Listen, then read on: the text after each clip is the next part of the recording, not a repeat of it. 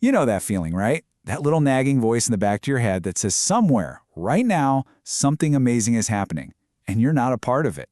Well, today we are diving deep into that feeling, the missing out dilemma, which has pretty much become one of the biggest anxieties of our digital world. So picture this. You're just scrolling on your phone, maybe killing a few minutes, and then boom, it hits you. That wave of anxiety, that feeling that everybody else is out there living these incredible, exciting lives. If that sounds even a little bit familiar, trust me, you are not alone. That feeling has a name, and boy, does it have a grip on us.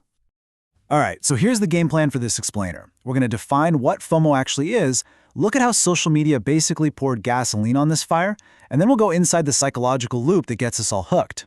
After that, we'll cover the real-world costs, and most importantly, we're going to talk about how to start breaking that cycle. Okay, first things first. Let's actually put a name to this feeling. What is FOMO, really? It turns out it's way more than just a slang term we throw around. It's a real psychological thing, with a proper definition. So the official definition has two really key parts. First, you've got the persistent concern. So this isn't just about missing one party, It's this constant low-level anxiety. And second, there's the desire to stay continually connected. And that is the part that drives the behavior, right? That compulsive need to keep refreshing, just in case you miss something. Now, look, this fear of being left out, it's not new. It's a super fundamental part of being human. But over the last couple of decades, something came along and just amplified it into this massive global phenomenon. So how on earth did we get here? This timeline really tells the story, doesn't it? It starts off as this kind of niche business school term back in 2004. But then look what happens in 2012. That's right when real-time social media has taken over the world, and it just explodes. Just 5 years after that, scientists are studying it seriously, and it's being talked about as a legitimate public health issue. That is an incredibly fast journey from a slang word to a health concern. And this is the absolute key to understanding it. It's all about the design of these platforms. You've got the infinite scroll, the stories that vanish after 24 hours, the constant little buzzes and pings. They are all literally engineered to make you feel a sense of urgency. They create this perceived risk that if you dare to look away, you will miss out on something important. So that brings us to the core of the whole thing, the psychology. Why is this design so ridiculously effective? Well, it's because it taps directly into some of the most basic, deep-seated wiring in our brains. Let's break down our biggest vulnerabilities here. 1. We have this profound need to belong. 2. We are absolutely hardwired to compare ourselves to others. 3. We hate not knowing what's going on. And 4. Our brains get addicted to unpredictable rewards. It's the exact same mechanism that makes a slot machine so compelling. Social media is basically designed to push all 4 of those buttons at the same time. And when you do that, you create this incredibly powerful reinforcement loop. It all starts with a cue. Your phone buzzes, or maybe you just feel bored for a second. That triggers the behavior. You grab your phone. And then comes the reward. You see some new content, you get a like, and you get a little hit of dopamine. It's a temporary fix that just makes the habit stronger, causing that loop to repeat again and again and again. Okay, so we get it. We're stuck in a loop. But so what? What's the actual damage? What is this cycle really doing to our health and our happiness out here in the real world?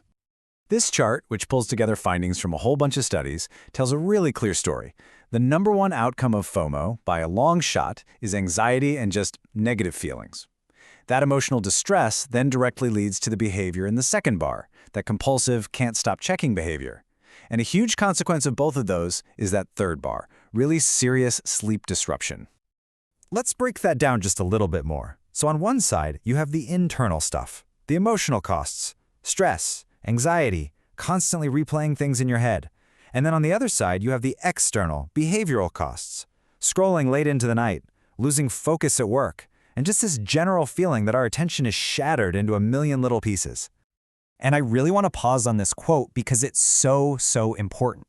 The connection between FOMO and bad sleep isn't just a hunch. It's something researchers find over and over again. That blue light from your screen mixed with the mental buzz you get from scrolling is just a terrible recipe for getting the kind of rest that our brains and our bodies are crying out for. So, I know this all sounds a little bit grim, but here's the good news. We are not powerless in this. There are actual evidence-based strategies that we can use to start breaking this cycle and taking back our own well-being. Now, the most common piece of advice you hear is, oh, just turn off your notifications. And look, that is a great first step, for sure, but the research is pretty clear. On its own, it's usually not enough. The habit is carved so deeply into our brains that even without the buzz from the outside, that internal urge to check is still there. So what does work? Well, the research points to a layered approach. First, you gotta set firm boundaries, like no phones at the dinner table, period. Second, work on habit control. Just consciously try to delay that impulse to check. Third, what they call cognitive reframing. That means actively telling yourself, hey, I'm just looking at someone's highlight reel. And finally, building emotional skills, which really just means learning to sit with that uncomfortable feeling for a minute without immediately reaching for your phone.